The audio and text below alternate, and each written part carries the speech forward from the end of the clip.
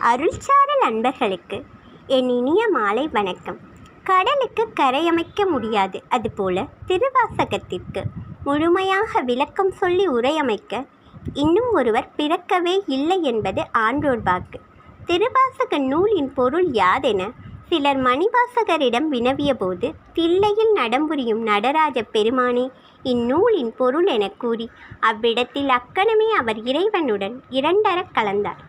இதுவரை திருவாசகத்திற்கு பொருளுரைத்த சான்றோர்கள் அவன் அருளாலே அவன் தாள் வணங்கி என்ற சிவபுராண வரிக்கேற்ப சிவன் அருளால் அவரை தங்களது இதயத்தில் எழுந்தருள செய்து அவர் உரைத்த வார்த்தைகளையே நமக்கு உரையாக தந்தருளினர்.